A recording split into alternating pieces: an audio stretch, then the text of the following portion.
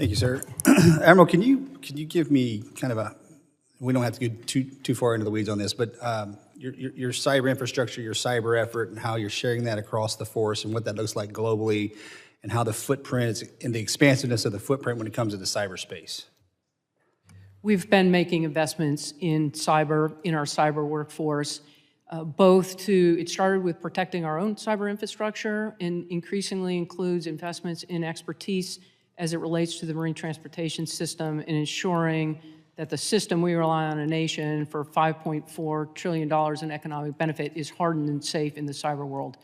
There was an executive order in February that clarified our role in response to a cyber incident, and we are in the process of writing a rulemaking to clarify standards for the industry that we regulate to ensure that they as well are cyber hardened. We sit in a great area of expertise between understanding the maritime sector and having cyber expertise. So you're definitely the subject matter expert. I would think creating cross-functional teams is a must. Engaging with other services in their cyber force. Is there information sharing going? Because this is the tricky part, and this is something that's kind of frustrating to the committee. And when we talk about cyber infrastructure, is it's very siloed. And I'm a Navy guy, so obviously Army hates me for some reason. But we don't. Information sharing seems to be kind of restricted. And we're trying to thread the seams. Have you engaged with your counterparts in cyber? We absolutely engage with our DoD counterparts. I have Coast Guard personnel at U.S. Cyber Command. I have a Coast Guard Cyber Command. We lean on that training and infrastructure. Our CPTs and mission teams work right alongside our DoD counterparts.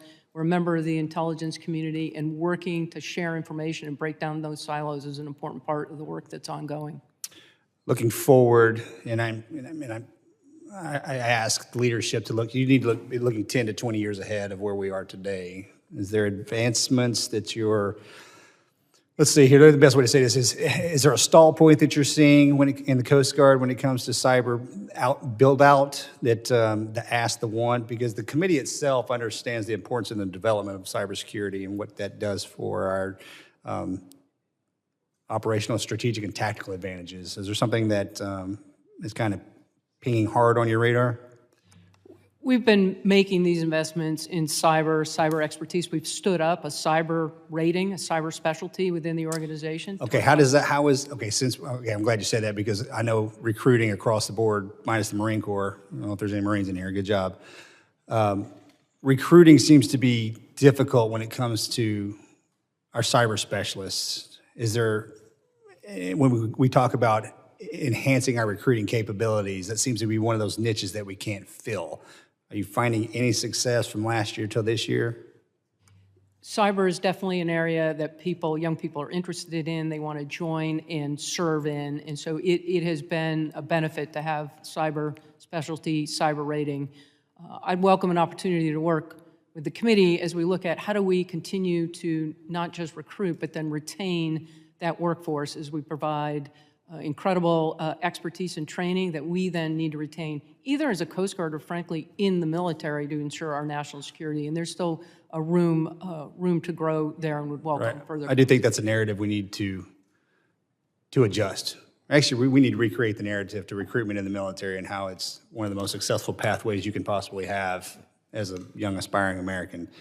When, as far as our waterway footprint and the amount of immigration we see coming across the waters, and forgive me for lack of a better term, but Coast Guard is responsible for the policing of the global waterways. Is that overwhelming the system? Is the question specifically related to maritime is the draw to when we have the Cuban immigrants that are coming across the waterways, the Haitians that are coming across, it seems like we have to migrate a lot of effort into that particular spot. Are we losing effort elsewhere because we're having to focus in on that? The Coast Guard views our maritime migration work, it is life-saving work as people make desperate attempts to illegally migrate to the country. 2 years ago, we're seeing large numbers of migrant flows across all of the maritime vectors, moved assets, created increased presence. More recently this year, those flows have been down significantly, which frees assets. We still have them postured in those vectors. We use unmanned systems as well as actual Coast Guard ships to create that presence, but we remain ever vigilant to preventing mass migration at sea, but balance that with our the other demands on our work to include counter-narcotics. Okay, thank you, ma'am. Mr. Breachin, you're